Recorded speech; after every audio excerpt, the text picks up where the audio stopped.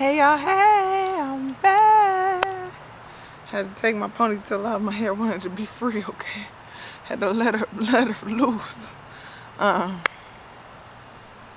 Today we are going to talk about legacy not being selfish.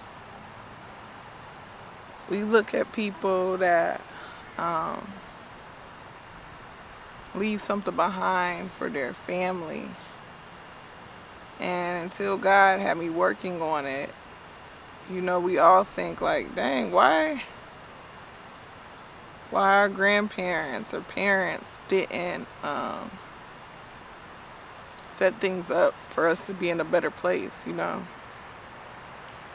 maybe it wasn't that it wasn't their intention, but you have to put yourself on the back burner to think of generations you may not even meet. I have been the last couple of years, God had me working on things as far as looking into trust and setting up your businesses and financial planning and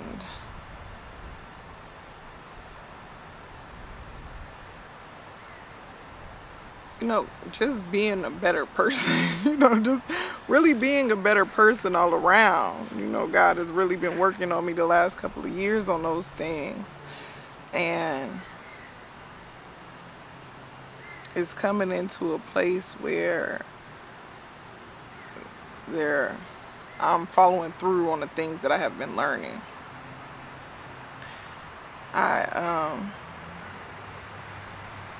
And another thing that kept on putting it off, maybe because we wasn't married or anything like that, or but a big reason is like I'm looking at our life right now and being like, I don't have anything to leave. I don't have anything to leave. So what's the point? I kept on getting deterred off of everything that I was learning, because it was like, even looking into setting things up, it seemed like the cost of things were so great that I was just like, there's no point. I don't even have anything to leave. So why am I spending all this money? Why are we spending all this money on these things and we don't have anything? But God kept pushing it, for me to keep learning and keep working towards things. And His grace carried me into where to start.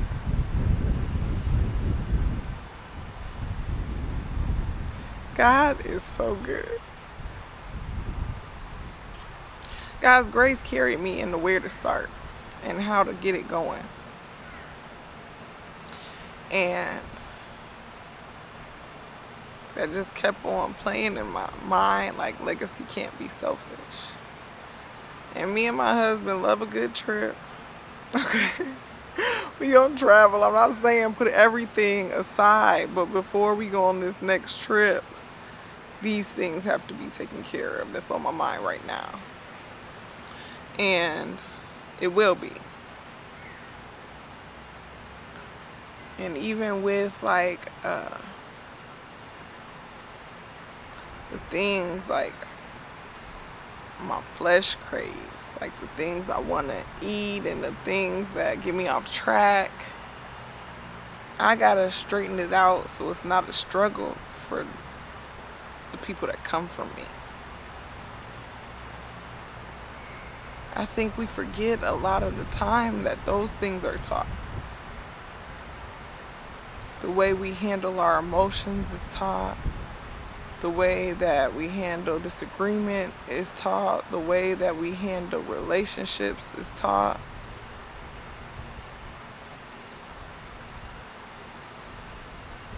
The way that we handle food is taught.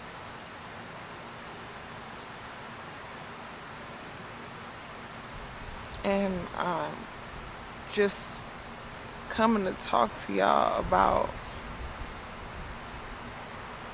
If you truly want to see something shift from the people that come from you, you have to be the start of it. You have to be the beginning. You can't just hope that things shift in the next generation. You can't hope for the best. You gotta live the best version of you. And so that's what they see every day. That's what they know is normal, is your best version. And yes, after they learn from you, there's going to be more things they learn and something more they can add to it for their children. But don't you want to give them the best version? Not a piece of what you know you should be doing, and hope that they do better.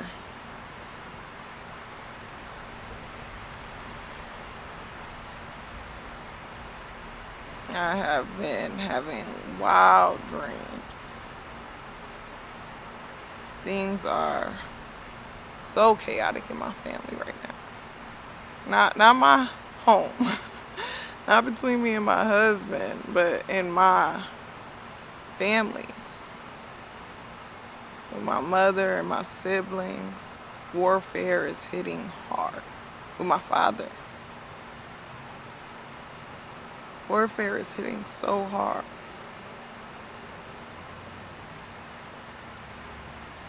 And our raising, and their raising did not equip, my parents' raising did not equip them to be able to handle what they're going through right now.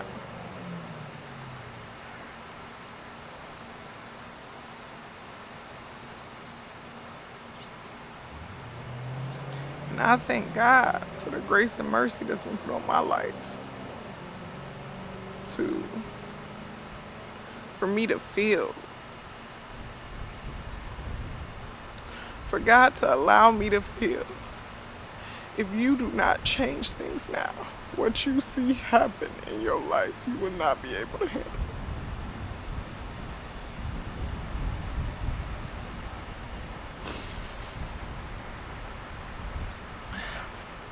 God gave me that before I got married. He started working on me to heal up the trauma I was carrying. But it really didn't equip me better in my relationship to be a better partner. I was working on me being a better person and how I was dealing in things. But me working on myself was so about me that my selfishness didn't leave. I was still looking at my partner like, I've worked so much on myself to be better than anything else you could have, that I should just get my way.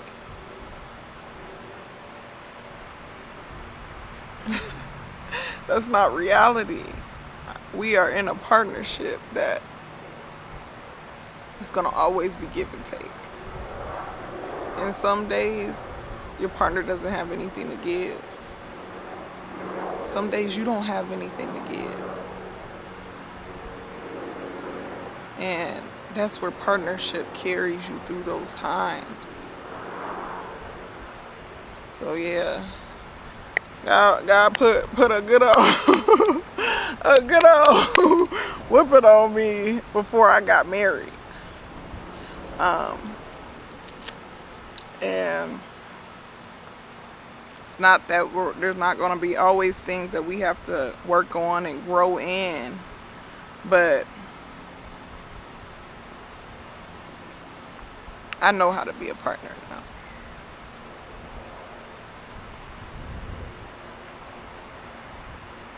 I know how to be a partner to my husband.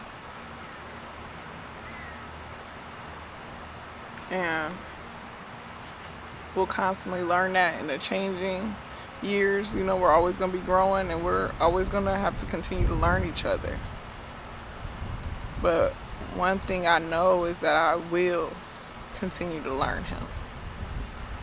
I will continue to work on our communication, what my respect looks like towards him, what my service looks like towards him, what my putting my best foot forward looks like towards my husband.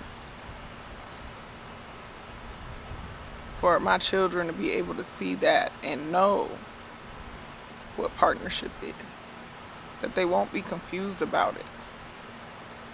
Legacy isn't just about the inheritance. Well, I guess it is, because all those things are inherited. Even the traits that you give your children, the attitudes you give them, the selfishness you give them, the neglect and abandonment you give them, the lack of love you give them. It's all inheritance.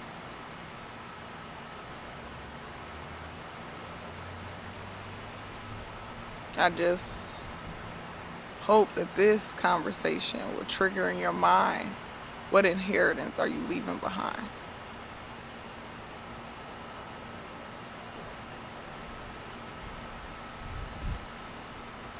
We all come from a mindset of lack.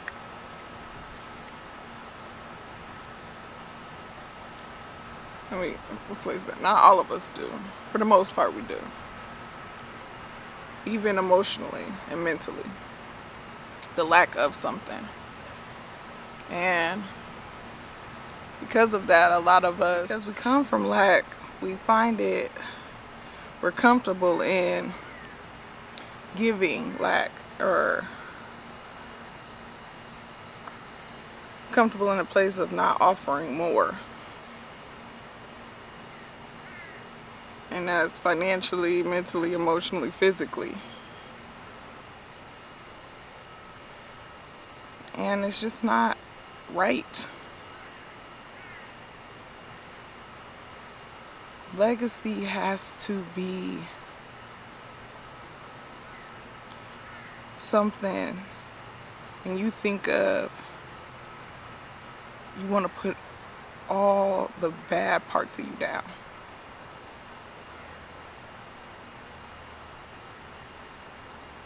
From not just like drinking and smoking or using other drugs, but food addictions and sugar addictions, because sugar ain't food, and gossiping or speaking hatefully or brushing your hands of people. And I'm not saying that you shouldn't put boundaries up. But I'm talking about the people that feel comfortably to talk to their family like a dog.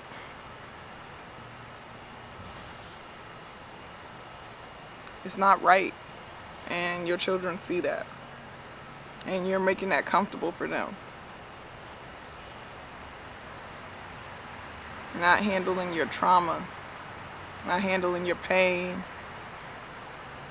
Not handling how things make you shut down. And financial.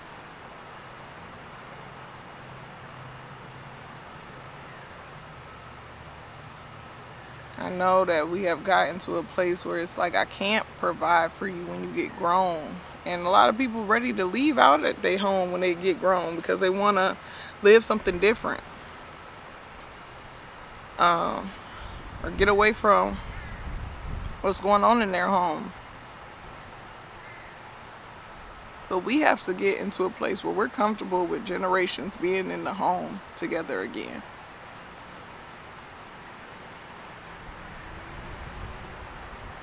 Raise children that you'll be okay with being there after they come into adulthood, because they'll help and play their part and be resourceful to family building and wealth building.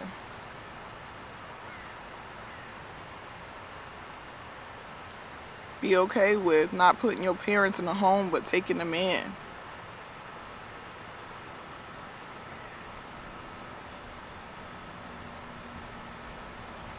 Because we're trying to sustain something for the longevity of your last name, not your first name. Legacy is about building up everyone that will carry your name. Not just you.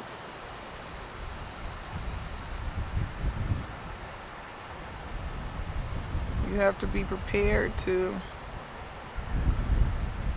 not just go with the flow of every day, but learn something different. I thank God for giving me what to look into and how to move. But you got to seek that too. I prayed to God, help me. This is exactly what I want to change. Help me in it. And God shows up bigger than I can fathom.